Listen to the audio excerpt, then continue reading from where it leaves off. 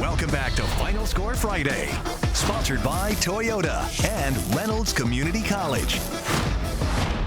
All right, welcome back to Final Score Friday. Those are the cheerleaders, the senior cheerleaders from J.R. Tucker with us tonight as we roll through the rest of our scores and highlights from tonight's matchups, including a matchup of teams in somewhat unfamiliar spots. We're speaking of Manchester and LC Bird. Both would be in the playoffs if the season ended tonight, but both would have to go on the road for at least their first-round matchups in their respective regions. Bird had to play their first postseason game at Matoaka last year and lost to the eventual regional champs.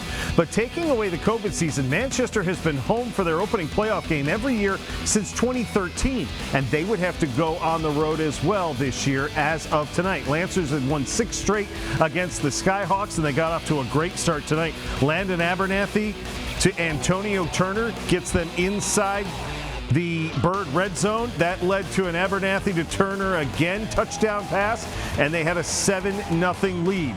Then Manchester Parish Toon is going to take the ball, go all the way down to about the goal line. It set up a Jeremiah Blakeney touchdown run. Lancers get a hard-fought 16-7 win at home over the Skyhawks. Let's go to Hovey at Virginia Union for John Marshall hosting number 9 Armstrong, one of 3 city schools still undefeated. They've also won 3 straight over the Justices, allowing just 1 touchdown in those 3 combined wins. Early on, Dior Barnes rips the ball away from the receiver. Just took it from him. Just stole it from him and returns it all the way inside the Marshall red zone down to the Justices 10. That would lead to a Ja'Kai Chavis 6-yard touchdown run. It's 7-0 Armstrong at that point. Then it's Chavis again. He's going to get it back into the Justices red zone. Takes it down to the 7-yard line. That would lead to a Ja'Key Cotman touchdown.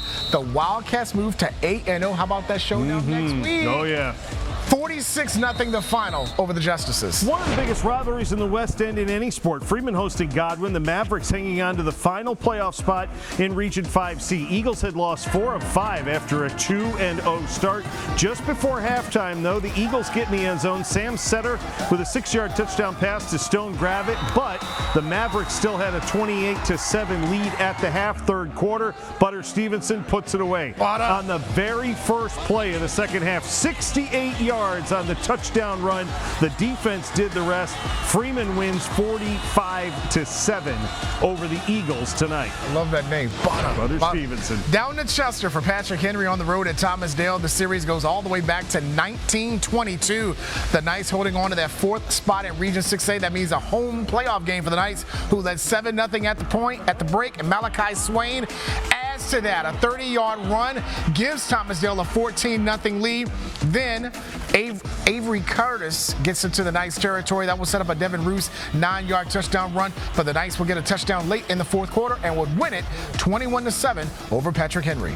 Over to North Side, Henrico hosting Hanover. Entering tonight, both teams on the outside of the postseason looking in. Warriors had a 22-0 lead at one point in this game. Hanover comes back. Nolan Christ with a 22-yard pass to Kwan Harris, and the Hawks are within 8 at 22-14. Then Christ takes it himself all the way, zigging and zagging, 32 yards for the touchdown. The 2-point conversion ties the game at 22. So they came all the way back, but then Henrico pulls away again. Lavelle Winston to Tyjon Gunter. That gets down inside the red zone. It led to a Jalen Wilson 11-yard touchdown run. Warriors get a big win tonight, 41-28 over the Hawks. Down to the Tri-Cities, Hopewell hosting Meadowbrook. The Blue Devils had won 8 of the past 9 between these two, and early on, it would be the rushing attack for the Blue Devils. Camden Hunt with a run up the middle. That will lead to his own 2-yard touchdown run to make it 7-0 Blue Devils.